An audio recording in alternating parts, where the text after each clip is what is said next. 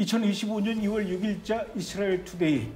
지난 한 주간 동안에도 이스라엘과 관련된 크고 굵직한 뉴스들이 많이 쏟아져 나왔는데요. 특히 어제 미국에서는 도널드 트럼프 대통령이 가자 지구와 관련된 엄청난 핵폭탄급 말들을 쏟아내기도 했었죠. 오늘은 1부, 2부 모두 이와 관련된 뉴스들을 자세하게 소개하고 또 분석해보는 시간을 갖도록 하겠습니다. 먼저 이유진 PD와 함께합니다. 어서 오십시오. 지난 설 연휴 기간 동안은 우리가 방송을 못했고 2주 만에 보는데 2주 동안에도 참 정말 많은 일들이 있었어요. 자, 빨리 이제 시작해야 될 것 같은데 미국의 도널드 트럼프 대통령이 가자 지구와 관련해서 이야기를 했습니다. 가자 지구를 미국이 소유하고 관리를 하겠다. 이게 가능한 얘기입니까? 왜 이런 소리를 하는 겁니까? 일단 어제 기자회견에서 트럼프 대통령이 이야기한 것인데요. 미국이 가자 지구를 소유하고 그리고 그곳에 있는 모든 위험 요소들을 제거하는 그런 책임을 질 것이고 그리고 또 거기 이미 파괴되어 있는 그 건물들을 철거하고 지역 주민들에게 일자리나 주거 환경들을 제공할 수 있도록 이제 경제 발전을 일으킬 것이다라는 언급을 한 건데요. 실제로 현재 가자 지구 상황이 완전히 폐허가 돼서 재건이 필요한 상황이긴 합니다. 그렇다 보니까 이제 가자 주민들이 와도 지금 당장 그곳에서 거주할 수 있는 상황은 아니고 재건하고 회복하는 데만 해도 5년이라는 시간이 걸린다고 합니다. 그래서 이제 그 트럼프가 언급했던 게 팔레스타인 주민들이 다른 주변 이웃 국가들로 이주를 하는 것에 대해서 이제 입장을 밝힌 건데요. 현재 요르단과 이집트를 포함한 주변 아랍국들의 반응은 이제 반대를 하는 그런 입장입니다. 하지만 여기 대조적으로 트럼프 입장이 너무나도 강경하다 보니까 이제 앞으로 좀 더 지켜봐야 할 것 같습니다. 전 세계 어느 나라도 이렇게 폭망했는데 미국이 이걸 가서 다 새로 정리를 해주겠다라고 한 적이 없어요. 그만큼 제가 보기에는 가자 지구한테는 엄청난 기회인데 이거를 또 싫다고 그러면 이해할 수가 없죠. 트럼프의 이런 제안에 대해서 요르단하고 이집트 뭐 주변 아랍 국가들은 일단 뭐 반대하고 있다는데 사우디아라비아에서도 아주 강력한 반응이 나왔다 그래요. 네, 사우디아라비아도 이제 즉각적으로 강력하게 반대를 표명을 했는데요. 로이터 통신에 따르면 사우디 외교부는 팔레스타인들의 그 강제 이주를 강력하게 이제 거부를 하고 그리고 팔레스타인의 국가 수립이 없이는 이스라엘과 외교 관계를 맺지 않을 것이다라고 밝혔다고 합니다. 실제로 사우디는 계속해서 팔레스타인들의 권리와 그리고 독립국가 수립을 지지를 해왔었는데요. 이번에 팔레스타인들의 강제 이주는 이제 중동 지역에 좀 더 고조되는 그 긴장을 불러올 수 있다라고 우려를 하고 있는 상황입니다. 그런데 사실은 이제 그 도널드 트럼프 대통령이 이번에 이렇게 이야기하는 것보다도 그거보다 며칠 전에 2월 2일이에요. 가자 지구 문제에 대해서 먼저 얘기를 한 적이 있었는데 이때 당시에도 가자 지구 주민들을 더 이상 그곳에서 이제 못 살게 하고 말씀하신 대로 이집트나 요르단으로 이제 보내야 되겠다. 그러니까 이집트하고 요르단도 이런 제안을 좀 받아들여라. 이렇게 이제 강력하게 요구를 했는데 요구가 아니라 사실은 압박이었어요. 네, 맞습니다. 트럼프 대통령이 이제 이집트와 요르단에게 팔레스타인 주민들을 받아들이라고 압박을 한 건데요. 이 제안에 대해서 이제 이집트와 요르단은 단호하게 거부를 한 거고요. 이 두 나라가 팔레스타인인들의 강제 이주나 아니면 뭐 대체 거주지에 대한 어떤 내용도 거부를 했다고 하고요. 그리고 팔레스타인 국가 수립이 우선이 되어야 한다고 하면서 이제 그 사우디랑 같은 입장인 것을 표명을 했습니다. 그것뿐만 아니라 지금 실제로 미국은 가자 지구 안에다가 용병을 보냈다고 그래요. 진짜입니까? 네. 뻥이 아니죠? 네. 사실입니다. 1월 30일에 보도된 내용에 따르면은 미국의 민간 보안 업체인 유지솔루션스가 가자 지구에 미국의 특수부대 출신 퇴역군인 96명을 배치할 예정이라고 밝혔었습니다. 유지솔루션스의 가자 지구 보안 업무를 맡긴 주체는 확인되지는 않았고요. 이 미국 국적 용병이 가자 지구에 배치가 되는 것 자체가 전례가 없는 일이다 보니까 현지 무장 세력이나 주민들과 그 충돌할 수 있는 그 충돌 가능성과 그 우려도 좀 제기되고 있는 상황인데요. 현재 일부 용병이 이미 가자 지구에 도착을 했고 거기 있는 검문소에 지금 있다고 전해졌습니다. 자, 이제 가자 지구 얘기는 이제 여기까지만 이제 정리를 하고요. 가자 지구 문제에 대해서는 좀 더 자세하게 2부에서 우리 조현영 기자가 집중적으로 분석을 해 줄 겁니다. 자, 2월 3일 지난 월요일 날 있었던 얘기부터 다시 또 돌아가 봐야 될 것 같아요. 미국의 대통령 예전 대통령이죠. 조 바이든에서 도널드 트럼프 현재 대통령으로 바뀐 이후에 이스라엘과 이 중동 정책이 확 바뀌면서 속도도 계속 이제 빨라져 가고 있는데 조 바이든 때는 그렇게도 이스라엘에다가 무기를 보내는 거를 안 하다가 지금 도널드 트럼프 행정부가 들어서서는 지금 이스라엘로 무기를 엄청나게 보낼 준비를 하고 있다고 하는데 어떤 무기를 얼마나 보내겠다라는 겁니까? 네, 최근 트럼프 대통령이 이스라엘에 약 10억 달러 규모의 새로운 무기 지원 패키지를 승인할 준비를 하고 있다고 밝혔는데요. 해당 지원에는 1,000파운드, 약 450kg급의 폭탄 수천 발과 장갑차 불도저가 포함된다고 합니다. 또한 트럼프 대통령은 SNS를 통해서 이스라엘이 이미 주문해서 돈을 지불했음에도 불구하고 이전에 이제 바이든 정권에서 보내지 않고 보류를 하고 있었던 수많은 폭탄들, 한 2,000파운드 정도 되는 것 같아요. 그 폭탄들이 지금 이스라엘로 다시 수송되고 있다라고 전하기도 했습니다. 자, 같은 날 미국의 도널드 트럼프 대통령이 또 아주 속 시원한 말을 뻥 뚫리게 했어요. 남들은 뭐 어떻게 생각할지 모르겠지만 저는 도널드 트럼프 요즘 하는 말마다 정말 마음에 들어요. 이뻐 죽겠습니다. 무슨 말을 했냐면은 자기가 미국의 대통령으로 있는 한 이란은 앞으로 절대로 이것을 갖지 못하게 할 것이다. 이렇게 얘기했습니다. 이걸 못 갖게 하겠다. 퀴즈 같기도 하지만 뭘 얘기하는 겁니까? 네, 이번에 트럼프 대통령이 이제 말한 거는 이란이 핵무기 보유하는 것을 절대로 허용하지 않겠다라고 이제 강력하게 다시 한번 언급한 건데요.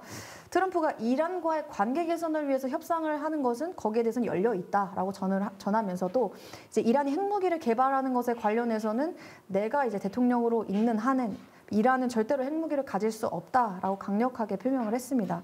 또한 트럼프 대통령이 이란의 핵무기 보유에 대해서 이제 그걸 막기 위해 일기 때도 진행을 했었던 이란에 대한 최대 압박 정책, 그걸 이제 다시 재개를 했다고 하는데요.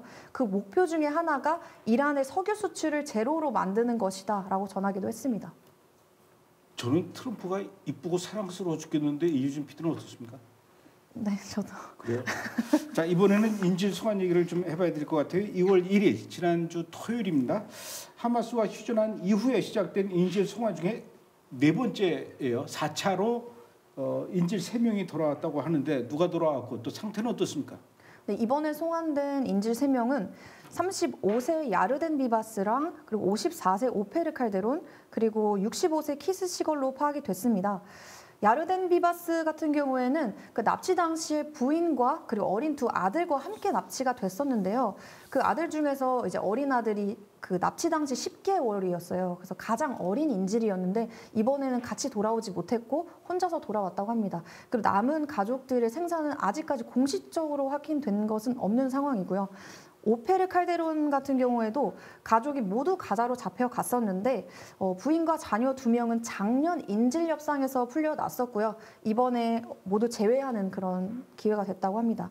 또 마지막 키스시걸 65세 키스시걸 같은 경우에도 그 가자 지구에 그 아내랑 같이 잡혀갔었다가 이번에 이제 아내가 작년에 먼저 풀려나고 이번에 같이 또 제외하게 되는 그런 경우라고 합니다. 저도 영상을 봤는데 다들 그래도 건강해 보이더라고요. 네. 괜찮은가 봐요. 자, 그리고 이스라엘 인질들과 이제 맞교환하는 이스라엘의 교도소에 있는 그 팔레스타인 테러리스트들 맞교환하는 그런 형태인데 주로 이 이스라엘 쪽에서 풀어주는 사람은 테러리스트들이에요. 이스라엘 사람들을 죽이거나 상처를 입히거나 피해를 준 테러리스트들인데 이들이 이 이스라엘 교도소에서 풀려나면서 가자지구로 다시 들어가는 게 아니라 다른 데로 보낸다면서요? 어디로 보내는 거고 왜 그러는 겁니까? 네, 그 석방된 팔레스타인 수감자 중에서 현재 이집트에 머물고 있는 60명의 수감자가 곧 튀르키예랑 카타르 그리고 말레이시아, 파키스탄으로 추방된다고 보도가 된 건데요. 해당 4개국은 각각 15명의 팔레스타인 수감자들을 다시 이제 수용하기로 합의가 됐다고 합니다. 근데 또 나머지 인원에 대해서도 다른 나라들로 추방할 수 있도록 지금 협의가 현재 진행 중이라고 하는데요. 이스라엘 매체에 따르면 이스라엘 정부는 그 수감된 자들 중에서 중범죄자들은 가자지구나 서한지구로 다시 되돌려보내지 않아야 한다. 그렇게 계속 주장을 해왔었어요. 근데 이에 따라서 이집트가 그 수감자들을 임시로 수용을 하기로 합의를 했고 그리고 그들을 이후에 다른 국가들로 추방하게 된 것으로 지금 보이는 상황입니다. 요즘 이스라엘이 헤즈볼라하고 하마스가 좀 잠잠하니까 이번엔 반대로 그 반대가 아니라 엉뚱한 데도 아니죠. 이 서한지구 웨스트뱅크에서 또 난리가 났어요. 지난 한 달 동안 이스라엘 군 IDF가 이 서한지구 아래서 작전을 해가지고 380여 명이나 체포했다. 이런 보도가 있는데 누굴 체포한 겁니까? 네, 말씀하신 것처럼 지난 한 달 동안에 이스라엘군이 테러 세력을 뿌리 뽑겠다라는 그런 명목하에 서한지구 제닌에서 철벽 작전을 진행한 건데요. 그 해당 작전을 통해서 55명의 테러리스트를 사살을 했고요. 그리고 380명을 체포를 했다고 합니다. 특히 제닌이랑 툴카렘 그리고 호메시 이 세 지역에서 집중적으로 활동을 하면서 작전을 수행했다고 하는데요.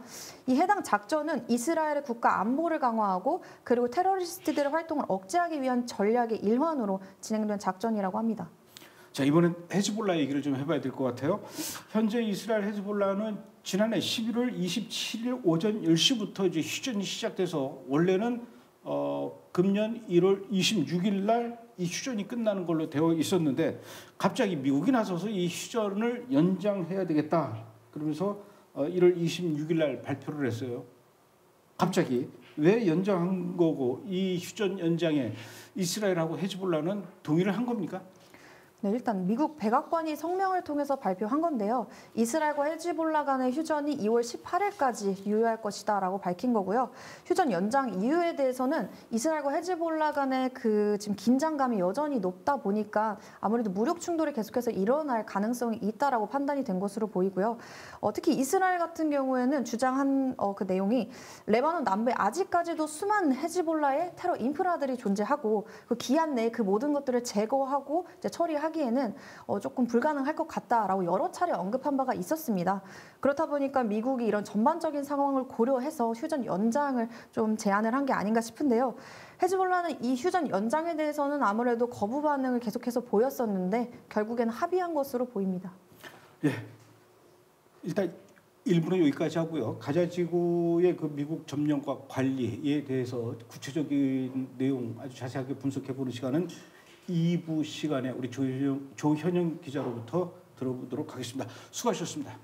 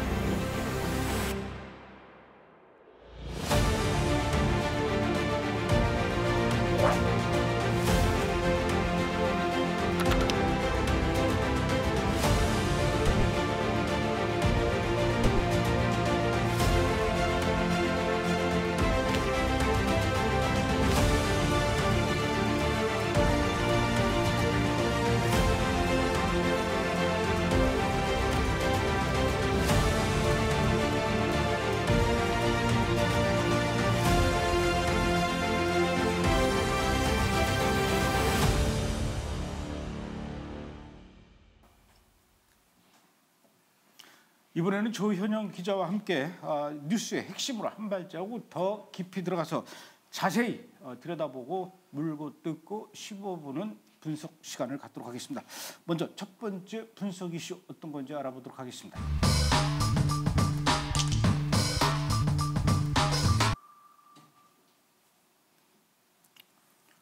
예, 잘 지내셨죠? 예, 예. 2주 만에 뵙습니다. 아, 예. 예, 그 설 연휴 기간 동안 많이 먹었죠? 예, 예. 뭘 주로 드셨습니까? 뭐 닭친도 다 먹었습니다. 집어 먹었습니다. 자, 먼저 그 지금 난리가 났어요. 미국하고 이스라엘은 도널드 트럼프 대통령이 베냐민 네타냐후 총리, 그러니까 도널드 트럼프가 미국 대통령이 된 이후에 가장 첫 해외 외국의 정상과 회담을 했어요. 회담한 뒤에 곧바로 깜짝 발표를 했는데 가자지구를 미국이 접수하겠다. 왜 이 트럼프가 이런 발표를 갑자기 하게 된 배경은 뭡니까? 갑자기는 아니고요. 갑자기는 아니고. 갑자기는 아니고 이제 좀 이거를 이 중동 뉴스를 보신 분들은 아시겠지만 이건 예견된 수순이에요. 왜 그러냐면 트럼프 시그니처라고 할 수 있는 가자 전후 통치 전략입니다. 그래서 이른바 데이 애프터 전략으로 미국이 직접 재건 복구하겠다라는 것인데요. 그럼 이제 지난 정권이 이제 바이든 행정부하고 이제 비교를 하면 전후 전략이 뭐냐면 바이든 행정부는 피해 당국이 서한 지구 및 가자 지구를 통치하는 방식, 그리고 하마스도 정치적 정파로 참여해라. 그리고 IDF는 완전 철수를 의미하고 이른바 17 사태 이전으로 돌아가자는 게 바이든 행정부의 출구 전략이었다면 트럼프는 완전히 다른 전략을 짜고 있어요. 그럼 여기서 사람들이 이제 우리나라 뉴스에서 나오고 해외 외신들이 이제 오독하는 게 뭐냐면 팩트 체킹을 좀 해야 돼요. 그럼 트럼프가 미군을 주둔할 것이냐? 전혀 아니죠. 그런 얘기 발표한 적도 없고 백악관 대변인이 정정했습니다. 확인했어요. 전혀 그런 사실이 없다.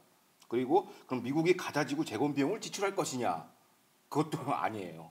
아 그럼 돈을 어디서 갖다 가는 거예요? 그러니까 트럼프는 명시적으로 얘기했어요. 그러니까 미군 투입 없다. 두 번째, 그 다음에 투자 안 한다. 돈 안 쓴다. 돈 안 쓴다. 그럼 왜? 그럼 세 번째가 뭐냐면 가자지구 통치를 팔레스타인 당국 피해에 부여할 것이냐? 절대 아니다라는 거죠. 그러니까 바이든 표 전후전략과 전 반대인데 그럼 돈 어디서 나냐?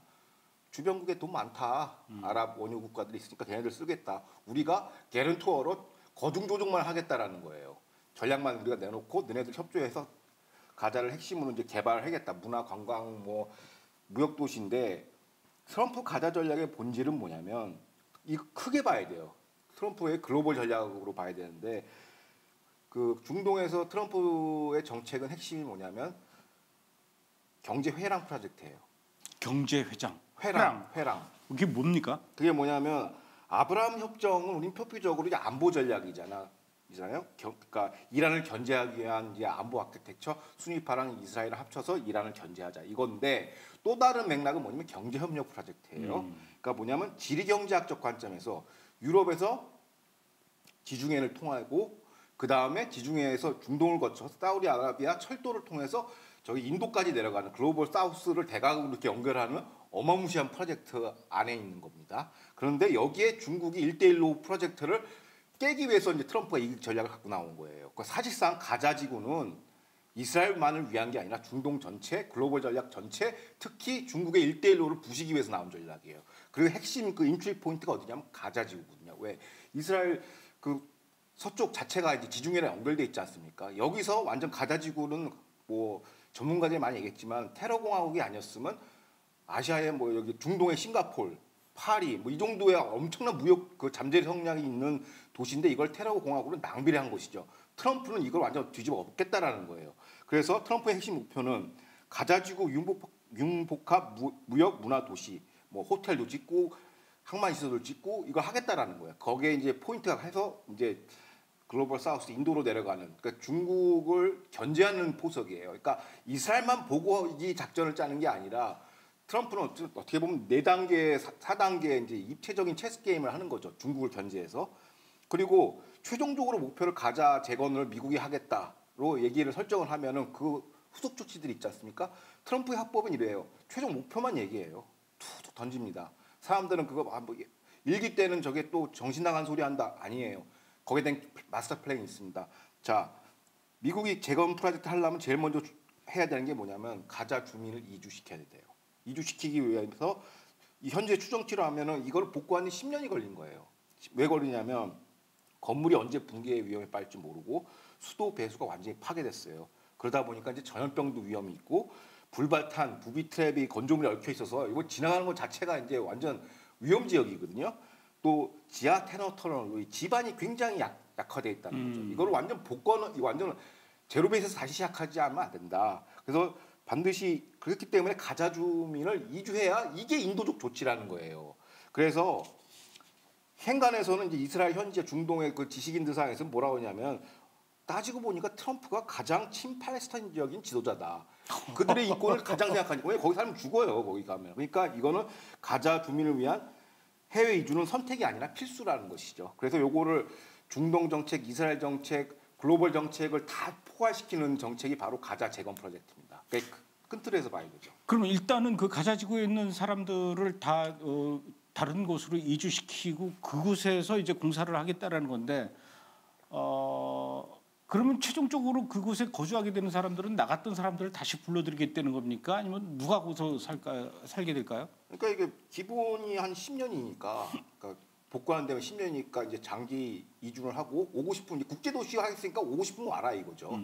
그러니까 일단은 지금 다 비우고 재건공사하고 뭐 이런 프로세스를 거칠 것 같습니다. 야, 그럼 거의 생지옥에서 지금 완전 황골탈퇴하는 그런 상황이네요. 그러니까 그걸 그럼 공사를 하려면 제일 먼저 뭘 해야 돼요?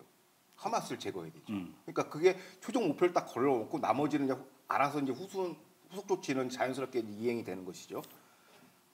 그런데 이제 사실 이번에 도널드 트럼프 대통령이 그런 발표를 하기 이전에 지난달 27일에도 이집트 요르단에다가 팔레스타인 주민들을 이주시키는 그 방안에 대해서 발표한 바가 있었는데 이게 말로만 그러는 게 아니라 실제로 그런 것들을 실현하기 위해서 구체적으로 움직이고 있다고 그래요. 그러니까 이제 지금 외신들이나 국내외 외신 언론을 보면은 이 가자 점령을 얘기하니까 막 네티냐고 당황했다 뭐 이런 또 짤이 돌아요. 근데 그건 틀린 얘기고 이미 다 사전에 조율됐다가 공식 그 백악관의 발표고요. 또 이거를 우리가 알 수 있는 여러 가지 근거들이 있어요. 뭐냐면 지난 2월 1일 9개월 만에 라파 국경을 개방을 했습니다. 이스라엘이. 이건 이스라엘이 통제하고 있었던데 개방을 했다는 거죠. 왜냐하면 가자 지구 의료 시설 거의 파괴됐지 않습니까? 그래서 의료 수요가 굉장히 많아요. 그래서 치료 목적으로 라파 국경을 개방해서 이집트 가서 치료 받으라라고 해서 자연스럽게 열었죠. 하마스 보건당국에 따르면 소아과 환자 240여 명, 그러니까 어린아이들 위주로 이제 일단 선별적으로 이제 카이로로 이주시키는 것이고 이미 6천여 명이 해외로 이주를 했다고 해요.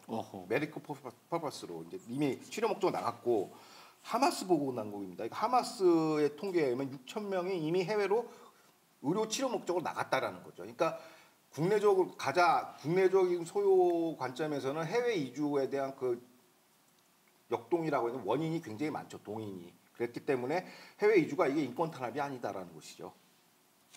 이미 또 10만 명에서 6천 명이 나갔다 그죠? 그렇죠.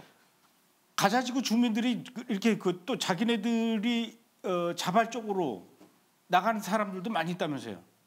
그러니까 이제 하용 매체가 입수한 문건에 따르면 이제 2023년 10월 7일 학살 직후에 이스라엘 정보부가 이제 가자 주민의 자발적 인도적 해외 이주를 우리가 권장해야 되는 거 아니냐라고 했는데 미 바이든 정부가 그거를 갖다가 배격시켰어요. 하지 말고 다 거기 모아도 이렇게 했는데 그래서 일단 이게 폐기가 됐어요. 그런데 트럼프가 이제 가자 이주 정책을 얘기하니까 다시 이게 이제 정책의 탄력을 받은 거예요. 그래서 그 이스라엘 정보부의 분석에 따르면 이미 현재 10만에서 20만 명이 이미 카이로로 갔다라는 거예요. 그리고 이미 가자 지구를 떠나서 이제 카이로 자연 발생 쪽으로 정착하고 있고, 그다음에 심각한 부상을 당한 테러리스트도 포함해서 해외로 다 이미 나갔어요. 그러니까 그 내부적으로 앞서 말씀드린 것처럼 이스라엘 분석에도 관해 이스라엘 분석 자료를 보더라도 이제 가자 주민들 해외를 원하는 탈출 러시가 굉장히 심각한데 이거를 막아둔 거예요. 바이든 행정부가 뭐 고토 회복해라, 주권 사수해라, 테러리스트의 어떻게 보면 인간방패로 이제 이용이 된 거죠.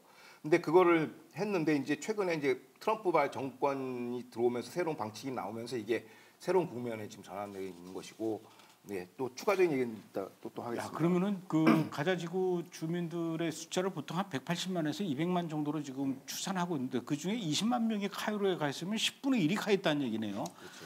자, 그 미국 도널드 트럼프의 그 가자지구 정책은 그렇다 치더라도 그러면 서한지구에 대한 어떤 정책의 변화는 또 있습니까? 그러니까 미국 상원에서 지난 12월 5일이죠. 작년 12월 5일에 미국 그러니까 미 연방 정부의 모든 공식 문서에서 서한지구라는 표기 대신 유대 사마리아라고 공식 명칭을 사용하는 법안을 통과시켰어요. 그게 정답이에요. 유대 사마리아가. 그렇죠. 근데 입법 취지에 관련해서 이제 톰 코튼 상원의원은 뭐라고 했냐면 역사적으로 정통성 있는 객관적 용어를 통일함으로써 영내 지리 문화적 실체적 본질을 미국 대외 정책에 반영하기 위함이다라고 취지를 설명했어요. 그러면 이거는 그냥 연방 문서뿐만 아니라 그러니까 미국 정부의 지원을 받는 모든 학술, 싱크탱크, 연구 저작물에도 동일하게 적용되는 거예요. 마치 우리가 터키에서 튀르키예로 바뀌는 것처럼 서한지구 말고 유대 사마리아를 써라라고 얘기하는 거죠. 서한지구라는 명칭이 사용이 된 계기가 이제 유래가 궁금해서 찾아봤어요. 그러니까 뭐 감독님도 잘 아시겠지만 서한지구라는 명칭은 이제 1948년 요르단이 이제 사용한 겁니다. 그러니까 67년 6.1 전쟁으로 이스라엘이 유대 사마리아 지역, 그러니까 서한지구를 수복하면서 예루살렘을 병합되지 않았습니까? 근데 이후에 6.1 전쟁 이후에 요르단 관점에서는 이게 그들이 얘기한 그 요단강의 동쪽은 자기 거 서한지구를 뺏겼다고 얘기를 하는 거예요. 국제사회에다 뺏겼다 하는데 국제사회도 요르단의 그 주장을 받아들여서 서한지구라는 표기를 쓰기 시작했고 그 용어 안에는 반유대주의 극자 세력이 이스라엘이 불법적으로 점령하고 있다라는 뉘앙스를 주기 위해서 계속 서한지구를 쓰는 거예요. 그러니까 이 용어 전쟁이라는 게 그 단순히 그렇게 뭐 단 게 아니라 그 역사적 함의를 부려내는 것이죠. 그래서 오늘날 서한지구라는 용례로 굳혀져 온 것인데 공화당이 이걸 뒤집은 이유는 뭐냐면 그 뭐 명칭 가지고 뭐 이렇게 말이 많냐라고 하지만은 사실상 이스라엘 주권이 유대 사마리아 지역까지 뻗친다. 주권 회복의 이념이고 첫 번째, 두 번째는 단순 정명 논쟁이 아니라 이스라엘 일국가 해법을 위한 사전 정지 작업이라는 게 미 국무부와 그 전문가들의 해석입니다. 그러니까 사실상 유대 사마리아도 이스라엘한테 완전히 주권을 맡기는 것을 이제 방향성을 틀기 위해서 이런 정지 작업을 하는 것이고 가자 이주도 마찬가지. 사실상 이스라엘 주권 전체를 확보해 주기 위한 정지 작업을 이제 차근차근 진행을 한다는 것이죠.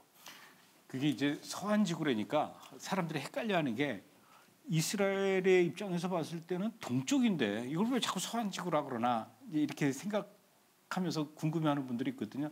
사실은 이스라엘 입장에서 서한지구가 아니라 요르단 입장에서 요단강 건너편에 있는 서쪽에 있는 그 요단강하고 그러니까 그 이스라엘 쪽하고 요르단하고 그 사이에 큰 언덕이 있어요. 그리고 그 사이에 이제 계곡이 있는 게 요단강인데 요 언덕 뱅크 왼쪽에 있다고 해서 서한지구 요르단 웨스트뱅크라고 이렇게 얘기를 하는데 이 웨스트뱅크라는 말을 사실은 미국에서도 민주당은 웨스트뱅크를 많이 쓰고 공화당에서는 이제 유대 사마리아라고 이렇게 많이 표현을 했어요. 아 그런 이제 명칭에도 이제 큰 변화가 오겠군요. 그렇죠. 완전히 그러니까 모든 게 로고스잖아요. 이름을 바꾸면서 언어에서 모든 개념이 착실화되기 때문에 이거는 이스라엘 주권 회복을 위한 어떤 정면 전쟁 가장 1단계다라고 보시는 게 맞을 것 같습니다. 이거 뭐라고 부르느냐도 굉장히 중요합니다. 그렇죠. 예. 저를 그냥 감독님하고 부르면 상관이 없는데 아저씨 그러면 굉장히 기분이 좀 이상하거든요. 그렇죠. 그런 거하고 똑같죠. 아저씨 그럼 이상하잖아요. 좋아요. 좋아요. 예. 자 이런 이 미국의 그 정책 변화에 대해서 당연히 뭐 아랍 국가들은 이 기분 나빠할 것 같은데 지금 어떻습니까? 구체적인 아랍 국가들의 구체적인 입장이 나왔나요?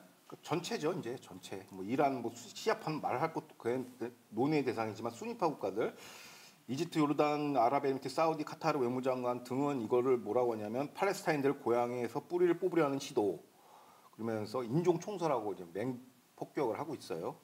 그리고 사우디는 이번에 정상회담 직후에 외교부 성명을 통해서 이국가 해법이 약속되지 않는 조건부가 되지 않는 이스라엘과 외교 정상화는 없다라고 명징하게 그냥 반박을 했어요. 굉장히 반발하는 지금 형국입니다. 주변국들은. 그 중에서도 아랍에미레이트 같은 경우는 그 이 팔레스타인 문제의 근본 원인을 이스라엘보다도 이스라엘 주변 아랍 국가들한테 원래 문제가 있다 뭐 이렇게 얘기를 했다고요. 그러니까 이게 외교부나 이제 공식적인 입장은 이렇게 표면적으로 다 반발하는데, 그러니까 제가 주목하는 거는 수니파 국가들의 그 지식인들, 언론인들의 그 사설을 읽어보면 공통 흐름이 있는데, 먼저 아랍에미리트 언론 그 일타 이제 언론인들, 그 주필들의 그 어떤 시각을 좀 보니까 이걸 굉장히 긍정 평가하고 있더라고. 오히려 획기적인 발상이다. 트럼프 대통령이 이거 기존의 이국가 해법에 이게 그 프레임워크에 갇혀 있어가지고 이러지도 저러지도 못했는데 지금 새로운 관점 제시를 한 거라고 굉장히 긍정 평가하고 있습니다. 아랍에미리트 수니파 국가의 여타 지식인들이 이거를 보고 이제 트럼프가 자신만만하게 이제 추진하는 것인데요. 먼저 이런 전제 조건을 얘기합니다. 이미 이스라엘 그러니까 지난 10월 7일 학살 이후로는 이스라엘은 더 이상 과거의 이국가 해법으로 돌아갈 수 없다라는 거예요. 이스라엘 국민이 그걸 절대 용납 안 한다. 그러니까 이건 이스라엘의 문제가 아니라 이건 아랍 국가들의 문제라고 완전 관점 치환을 해버립니다. 그러니까 이번 가자 이주 방안의 장점, 그러니까 미국 주도의 이제 가자 주민 이주의 장점은 뭐냐면 가자 지구 재건 사업의 속도를 굉장히 빨리 만들 수 있다가 1번이고, 그 다음에 하마스를 물리적으로 원천적으로 제거할 수 있다가 2번. 세 번째는 뭐냐면 그 주민들 있지 않습니까?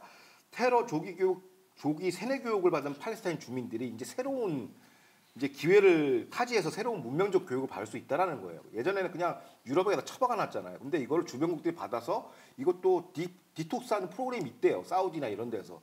이런 교육 과정을 거치면 이제 새로운 이제 정상적인 이제 문명인으로 태어나는 거죠. 그전에는 태어나자마자 뭐 이스라엘 죽이는 게 머릿속에 세뇌됐는데 그런 사람들 이제 개화시킬 수 있다는 일반 그 극단화를 할 수 있다라는 좋은 계기가 됐다고 이제 긍정 평가했는데 그러면 이 시점에서 이제 그럼 주변 아랍국들이 왜 팔레스타인 난민 유입을 꺼려하는가, 반대하는가, 혹은 극렬하게 저항하는가에 대해서 필자는 이렇게 설명을 합니다.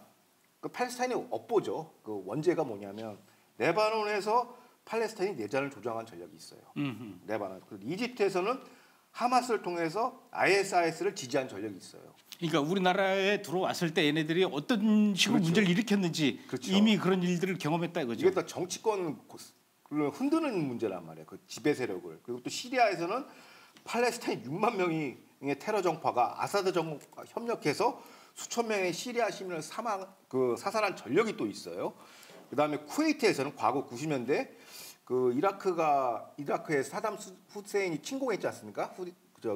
쿠웨이트에. 근데 당시 현지 팔레스타인 주민들이 사담 후세인 편에 서가지고 쿠웨이트 시민들을 약탈하고 이런 짓거리를 한 거예요. 또 팔레스타인이. 그러니까 예멘에서도 뭐 팔레스타인들이 후티 반군을 지원하면서 있었고, 그러니까 당연히 사우디도 싫어하는 거고. 그러니까 말썽꾸러기예요. 곳마다 사고 치니까 팔레스타인 하면 기겁을 해서 그냥 이스라엘에다 짬 치켜놓는 거거든요. 근데 이런 게 있기 때문에 이거를 또 얘네들을 단순히 뭐 난민 수용소 갖고는 안 되고 재활, 교육 뭐 이런 안보적 비용 소요가 너무 증가한다라는 거예요. 그래서 이거에 대해서 이제 꺼리고 있다라고 보고 있는 것입니다. 근데 이거는 해결이 될 것 같아요. 왜냐하면 그 이집트가 이제 주변국이지 않습니까? 이집트랑 그 라파 국경이랑 요르단 두 나라가 있는데 요르단은 사실상 미국의 위성 국가입니다.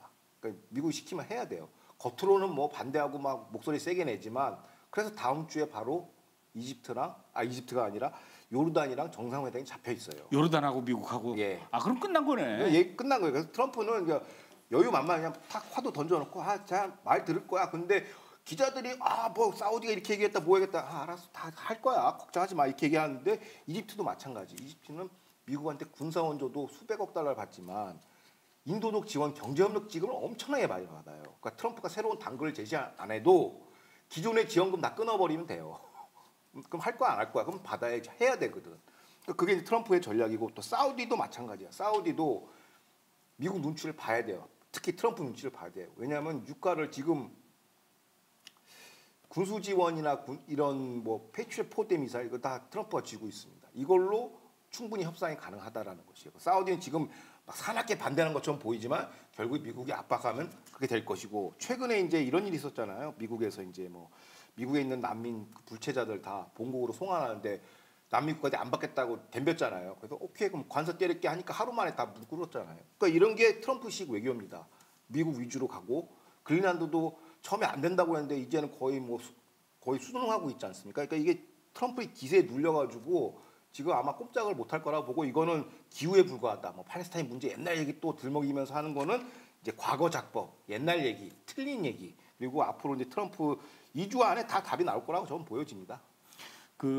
지금 현재 이런 그 트럼프의 구상과 제안에 대해서 가장 이제 당사국이라고 할 수 있는 이제 요르단하고 이집트 입장에서는 당연히 화들짝 놀라면서 펄쩍 뛰어들죠. 그렇죠. 뭔 말도 안 되는 소리를 하냐라고 강력하게 거부를 하긴 해야 돼요.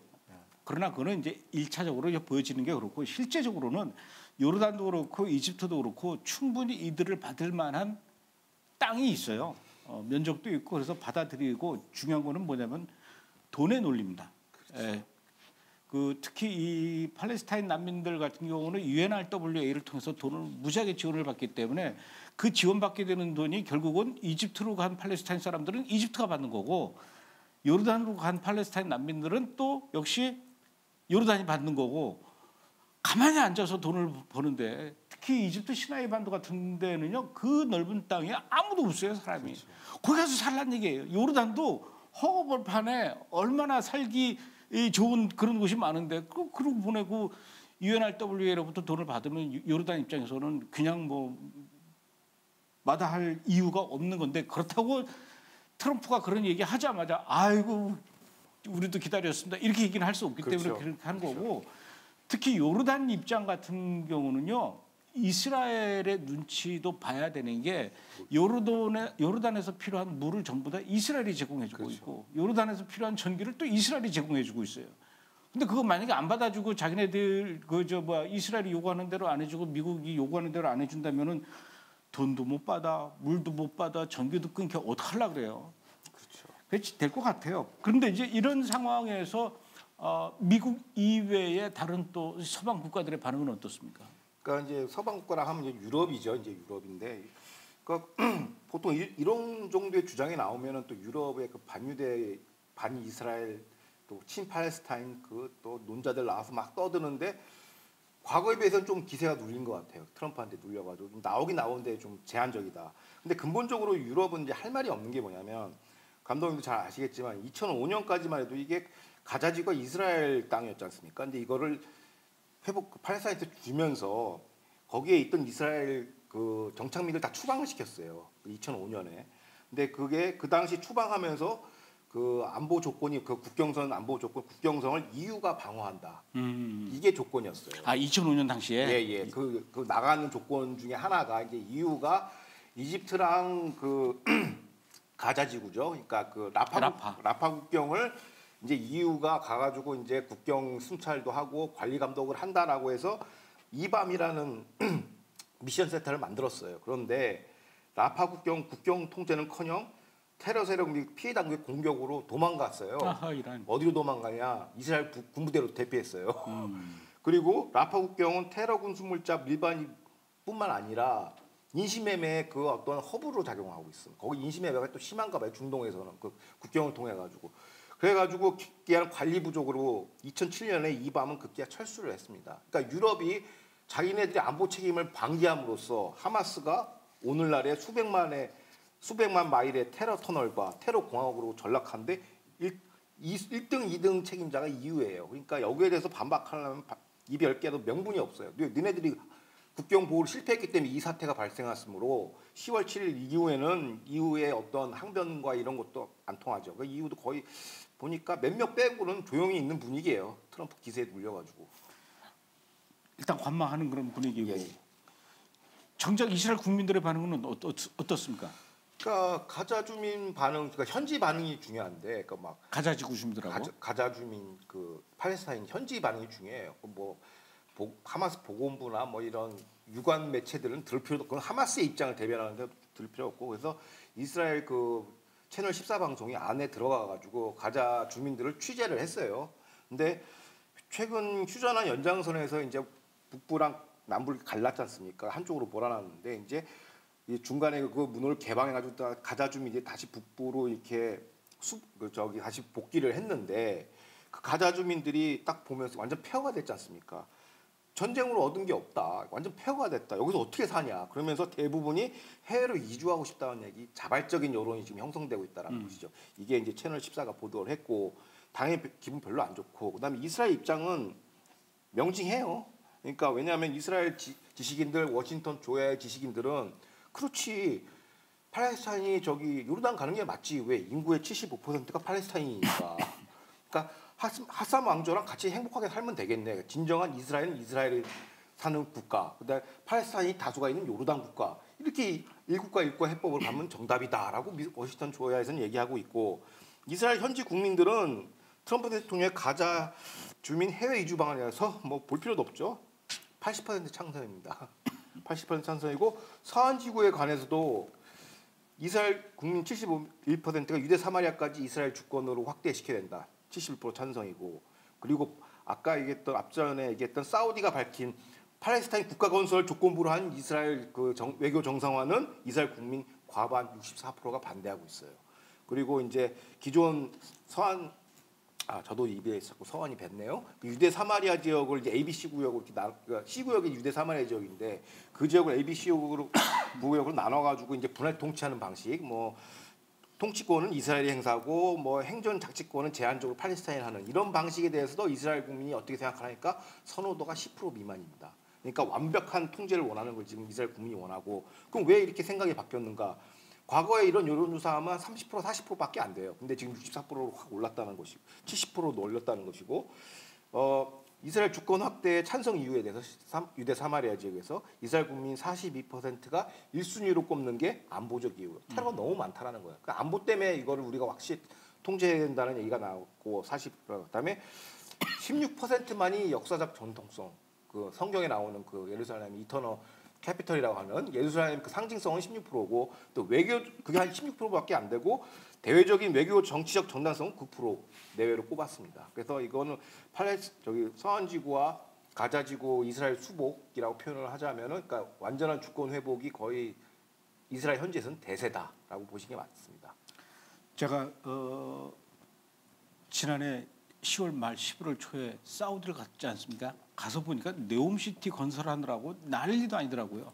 앞으로 조만간 가자지구나 이런 쪽에 가면은 그런 모습을 또 볼 수 있을 것 같아요. 정신없이 막 트럭 다니고 공사하는 소리 들리고 막 그럴 것 같은데 가자지구의 천지 개벽을 또 우리가 기대해봐. 이제 곧 시작할 것 같아요. 2025년 안에.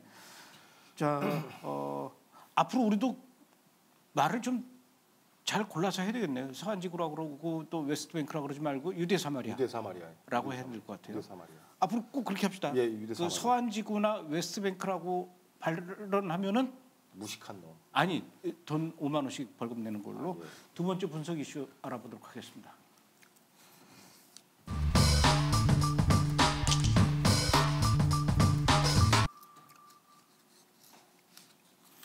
예, 도널드 트럼프 미국 대통령이 취임한 이후에 연일 미국은 물론이고 국제사회에 폭풍이 몰아치고 있는데 지난 2월 3일이었어요.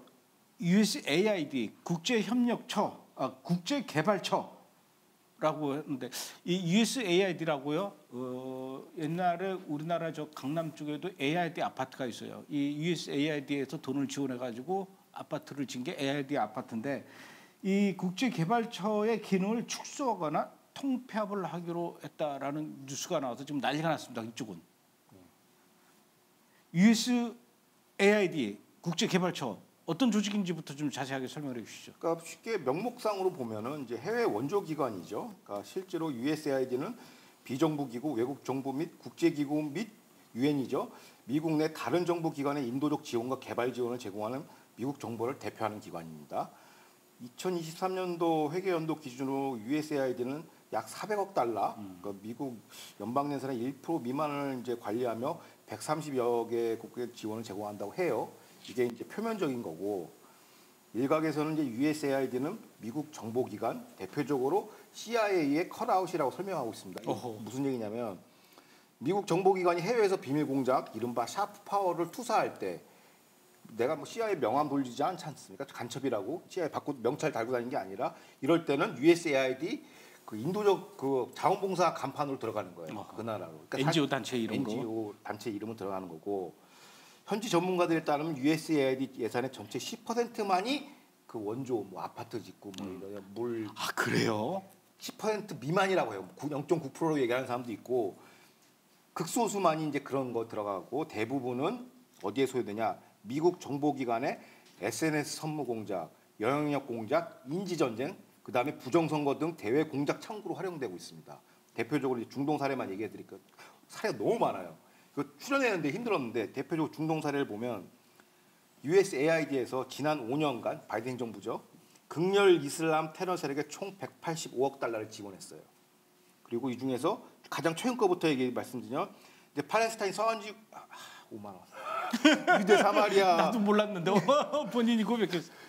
유대 사마리아 지역에서 이제 치안을 담당하는 게 팔레스타인 보안군이에요. 그 팔레스타인 어토리티 스큐리티 포스라고 PASF인데 여기에 훈련 비용, 중화기 훈련 비용으로 300만 달러를 지원했어요. USAID가. 근데 뭐 훈련하는 거 좋아요. 근데 이 훈련 받은 이 병력들이 누구를 공격했냐? 서한지구 테러했을 때 이스라엘 국민들한테 저격한 사람들이에요. 그러니까 미국 돈 받아가지고 원조금 받아가지고 테러짓 하고 있는 것이죠. 그다음에 또 당시 지난 4년 동안, 그러니까 내년 어떻게 했냐면 USAID는 경제 원조 성격으로 서한지구 및 가자지구, 그러니까 PA랑 하마스에다가 연간 7,500만 달러를 지원했습니다. 각종 반이스라엘 정치 공작을 했고 또 요번에 뭐 가자 전쟁하면서 많이 드러났는데요. 이렇게 직접 지원하는 방식도 있지만은 그 단체에다가 현지 NGO 각종 국제기구를 대표적으로 예를 들어서 UNRWA, UNRWA, WHO, 그다음에 월드 센트럴 키친, 그다음에 국제 엠네스티 등을 통해서 간접적으로 하마스 팔레스타인 계열 테러 단체를 지원을 했습니다. 이에 대해서 그리고 이거는 왜 이렇게 했냐면은 미국의 테러 제재법을 우회하기 위해서 이게 사이드로 들어간 것인데 예외 조항을 통해 가지고 지난 4년간 누적 그러니까 팔레스타인 테마로 들어간 그 원조 기금 그 테러 사실상 지원금인데 4년 누적이 20억 달러예요. 그러니까 엄청나게 투자를 한 거예요, 얘네들이. 그러니까 이게 USAID의 실체다. 중동에서만. 그 외에 다른 나라는 뭐 우리 관심사가 아니니까 모르겠고. 근데 하여튼 중동에서는 이런 일이 벌어졌다는 것이죠. 그런데 지금 그 조금 전에 미국 예산의 그 한 1% 정도 그 400억 달러의 그 이 예산을 움직이는 데가 USAID라고 얘기했는데 그리고 그 돈이 이제 결국은 이제 하마스를 지원하는 데로 또 들어가고 이 400억 달러라는 그 이 돈이 미국 예산입니까? 그러니까 국가 자금입니까? 아니면 어디서 따로 또 이렇게 펀드를 받는 겁니까? 그러니까 이제 일각에서는 이제 자금 제공자 중에 조지 소로스의 오픈 소사이티가 있어요. 아, 그러니까 외부에서도 받는군요. 그렇죠. 오픈 소사이티 파운데이션이 있는데 유명한 펀드죠. 그 외에도 수많은 이제 좀 돈 많은 재단 자산가들이 여기다 기부를 합니다. 그래서 어떻게 보면 전 세계 올리가키들의 그 과도 지배체들의 운영하는 기관이다 해서 글로벌리스트의 산실이라고 하지만은 저는 이거는 팩트는 맞지만 좀 선후관계가 좀 틀린 것 같아요.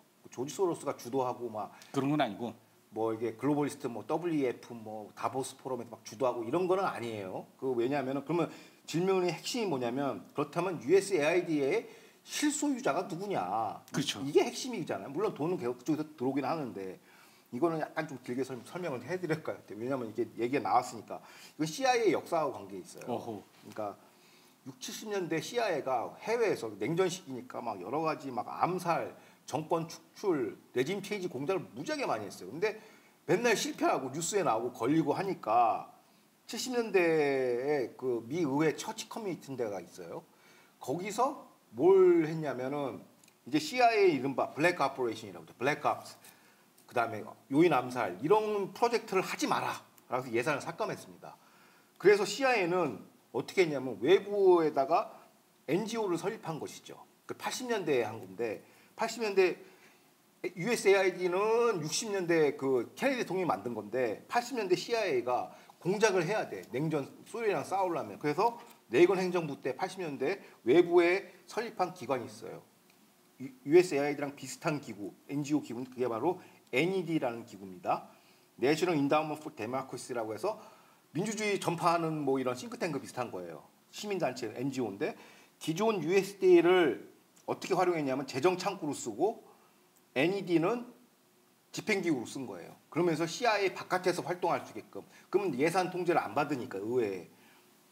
그래서 이게 어떻게 발전됐냐면 민주당이 집권했을 때 NGO는 USAID를 쓰고 공화당 네오콘이 집권했을 때는 NED를 씁니다.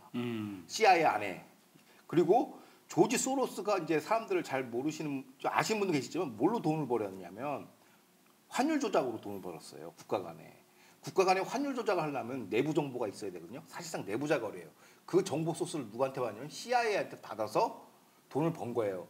그렇게 해서 돈을 번 조지 소로스는 다시 공작금으로 USAID한테 상납을 하는 구조죠. 그러니까 사실상 실소유는 CIA죠. 조지 소로스가 아니라. 조지 소로스는 CIA가 외부에 이제 금융회사 이런 거, 그 PEF 회사 같은 거 있잖아요. 사모펀드 이런 거에 대한 프런트예요. CIA 따라 움직이는. 그래서 이런 구조를 갖고 있고 공화당 네오콘 세력도 마찬가지예요. 그 사람들도 공화당의 최대 지지자가 이제 원유 회사거든요. 엑선 모바일 뭐 이런 데에서는 특정 국가의 자원을 획득하기 위해서 NED에다 돈을 기부합니다. 그리고선 NED가 아프리카 방글라데시아 이런 데서 부정선거하고 뭐 전복 공작을 해가지고 미국의 그 자원개발권을 뺏는 이런 거를 또 공화당 쪽에서 네오콘들이 많이 했었어요. 그래서 결국에는 실소유주는 누구냐? CIA도 있지만 국방부, 국무부, CIA 세 기관이 이걸 통제하고 있어요. 국방부, 국무부, CIA. 그렇지. 그러니까 아까 제가 샤프파워 얘기했는데 샤프파워가 뭐냐니까 국방부는 뭐냐면 하드파워예요. 군사력으로 때리는 거. 국무부는 뭐냐면 소프트파워예요. 외교력, 뭐 경제협력, 금융, 뭐 이런 문화, 뭐 이런 거 할리우드 이런 게 소프트파워고 그 하드와 소프트 사이가 샤프예요. 어허. 그게 이제 암살, 뭐 선거 부정, 인지전쟁 이런 걸 하는 건데 아까 70년대 이거를 갖다 법을 다 막아서 못하게 만들어놨지 않습니까? CIA 암살 공작 이런 거를. 근데 9.11 지나고 나서 부시 행정부가 예외 조항을 만들었어요. 애국법을 만들어가지고 다 이거를 예산을 무제한으로 쓸 수가 있어요. 물론 이런 글로벌 올리가르키의 돈도 쓰지만 글로벌에서 돈도 쓰지만 내부 자산 쓰는 투입된 예산이 엄청나요. 아까 얘기했던 400억 그것도 미니멈이 아니라 감사를 못 해요. 감사가 국방부 감사도 아직 안 끝났어. 못 해요. 그 감사를. 왜냐하면 블랙 예산이 엄청나게 많이 쓰고 있거든요. 그 총액을 아무도 몰라 지금. 미국 뭐 국방 예산이 천조국이라고 해서 뭐 천조국이라고 얘기하잖아요. 근데 그거 몰라요. 감사를 한 번도 한 적이 없어. 그래서 이런 블랙 예산들이 엄청나게 많아요. 그래서 이거 조지 소로스는 빙상의 일각이다. 그냥 CIA 하청 업체라고 보시면 됩니다. 제가 그래서 그 다음 질문이 네. 왜 도널드 트럼프 대통령이 취임하자마자 이 USAID부터 기능을 축소시키고 통폐합시키려고 했느냐? 물론 이제 거기에 이제 일론 머스크가 앞장서서 하고 있지만 왜 그런 일을 하고 시작하려고 하는 겁니까?라고 질문하려고 그랬는데 이미 다 지금 얘기 들어보니까 아니에요. 아니에요. 또 다른 이유가 있습니까? 또 이게 그래서 굉장히 큰 주제예요. 와우. 왜냐하면 그러면 왜 통폐합하려고 하는가? 트럼프와 일론 머스크는 크게 두 가지예요. 일론 머스크가 여기다 칼을 대는 건 뭐냐면 솔직히 말해서 이게 해외 정보 공작을 하려면은 그 중국하고 대응해서 싸워야 될 거 아닙니까? 중국도 이렇게 샤프파워를 행사하는데 미국도 가서 그 카운터를 해줘야죠. 그런데 문제는 뭐냐면 아까 중동 사례가 대표적인 사례예요. 트럼프의 중동 정책이랑 저기 바이든의 중동 정책은 하늘과 땅이에요. 친이란, 친팔레스타인이고 바이든은 트럼프는 친이스라엘 순위파 국가 중동의 정책을 하기 때문에 그동안 USAID가 바이든 행정부의 주구 역할을 한 거예요. 공작의 주구를. 그래서 이번에 집권하는 트럼프 행정부는 USAID의 이런 그 반이스라엘, 친팔레스타인 정책을 못하기 위해서 이걸 일종의 숙정을 한 거예요. 그러니까 대외 정책을 트럼프 위주로 딱 일원화시키기 위해서 그거야 어떤 숙정 작업이라고 보십니다. 사실상 USAID를 거의 바보로 만들어놨죠 지금. 그러면 대표적으로 이스라엘 사례가 있고 그리고 그게 첫 번째 이유고 두 번째 이유는 뭐냐면 미국 법상 CIA나 이런 해외 정보 사찰이나 이런 공작은 국내에서 못하게 돼 있어요. CIA는 국내에서 활동을 못해요. 그리고 다 해외 공작만 해야 되는데 무슨 일이 있었냐? 지난 2016년부터 한 8년 동안 무슨 일이 있었냐면 USAID 이건 어떻게 보면 사실상 CIA인데 CIA가 자국민 사찰, 보수 시민 사찰하고요. 트럼프 대통령을 사찰했어요. 요거 때문에 이제 뚜껑이 열려서 USAID를 병실을 만들어 놓은 거예요. 자, 트럼프 행정부 일기 때 감독님도 기억나시겠지만 러시아 간첩설, 러시아 게이트가 있었죠.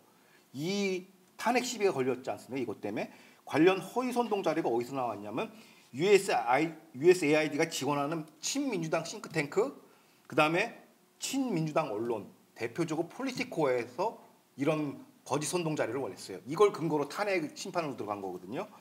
근데 요거 폴리티코라는 매체가 AP통신 이런 거 마찬가지 USAID한테 수백억 달러를 지원받고 있어요. 그러니까 사실상 USAID가 해외에서 공작하는 게 자국 대통령을 쿠데타를 벌린 거예요. 거기에 대한 복수입니다 이게.